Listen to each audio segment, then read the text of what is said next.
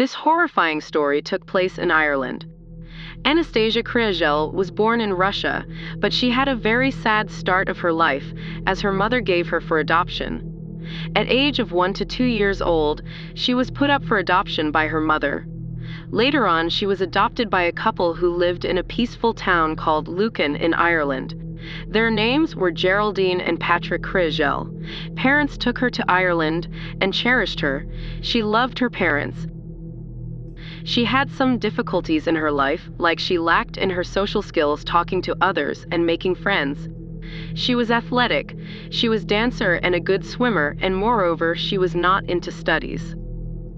She had a pain in her ear, which led to difficulties in listening. She also had a bad eyesight. Moreover, her body had an issue of growing much bigger than her age. She looked more older than her peers. She was tall and looked like a woman in her early teens. Despite an older-looking individual, she was subjected to online hate from her peers, and that made her mental condition worse throughout her high school life. At one time in her life, she was even sexually harassed by some older teenagers, and she was only 13. Those boys were touching her on her privates without her permission and verbally abusing her. Aside that all, she was just 13 years old, full of life, and always dreaming of a bright future. But on that one fateful day in May 2018, Anna came home from school to her house. She was tired and went to bed. At 5 p.m. on that day, someone knocked at the door. That was a boy around her age, and he requested her father to call Anna as he wanted to meet her. Anna was surprised to see that boy, as if she didn't expected that boy to come home. She talked to him for a while, and after some time she told her father that she was going out for a while. After an hour, her mother tried to call her, but she didn't respond to the call. Her mother started to worry and didn't care for that time, but after some time, her father told her mother that she went outside with a boy. Her mother started to get worried and went out to search for Anna. She searched everywhere in the town and the streets, but no sign of Anna was found. They talked to everyone about Anna, but no one could tell that where she'd gone or who was that boy. At last they found the boy on Facebook, but they couldn't locate his address or couldn't know name of his parents, and seeming to the situation, they informed her disappearance to police. Anna vanished without a trace, leaving her family and the entire community in distress. Her disappearance sent shockwaves through the area and town. Her family desperately searched for her, holding on to the hope that she would return safely. However, as time passed, their fears grew, and Anna remained missing. So, the legal document says that the police found the residence of that boy. Police did questioning with the boy. He didn't open up about anything, but later on when he was forced, he spoke that what happened. In legal documents, this boy is mentioned as Boy B, and he spoke up that he took Anna to another boy, named Boy A, waiting in the park for her. Anna had a crush on that Boy A, so the Boy B easily manipulated her to go out and meet that Boy A. The boys made up their own story to get out of trouble, but police suspected them for their strange behavior and their mismatching information. Yes, mismatching information. During the search for Anna, investigators stumbled upon an abandoned farmhouse on the outskirts of town.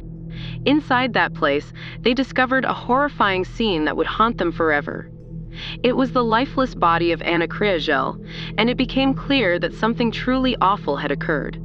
Her body was naked, and she was covered in blood. There were injuries all over her body. Her neck was covered with tape wrapped around, and her face was covered with dry blood. Her clothes were thrown all over the room. The autopsy confirmed that she was struggling very hard for her life when she was beaten up. There were 2 murder weapons in the room, which include a rod with nails and a huge brick-shaped rock, and the trace of one of Boy was found as a semen stain on her shirt. She was covered in blood, and the murder weapons were horribly stained in blood, and it contained her flesh and her head hairs. The police quickly took action, and their investigation led to the arrest of those two teenage boys. They both were only 13 years old at the time.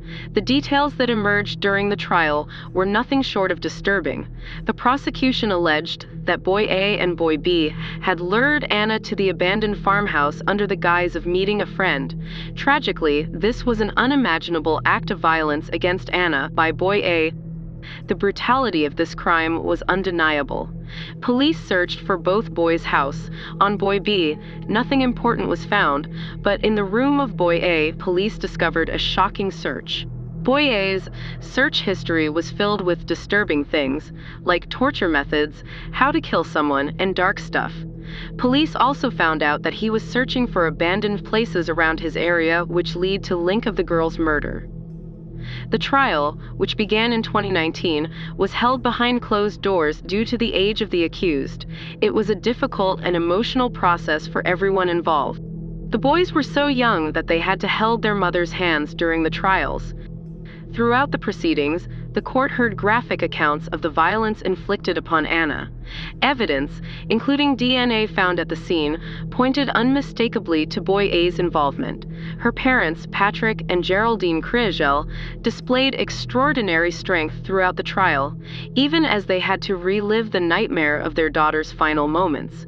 They shared their profound loss with the world, painting a vivid picture of a young girl with dreams and aspirations, all tragically cut short.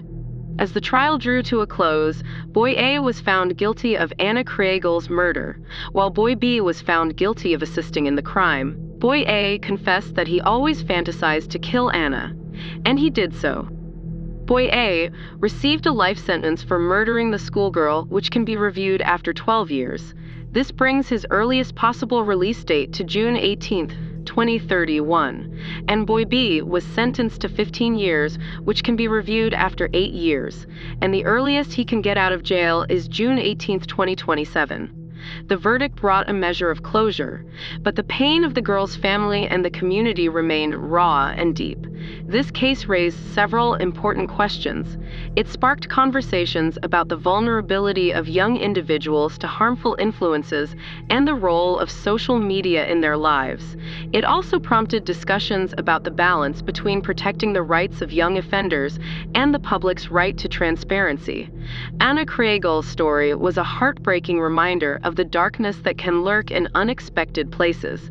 She became a symbol of innocence lost, her memory etched in the hearts of those who knew her and those who followed her tragic journey.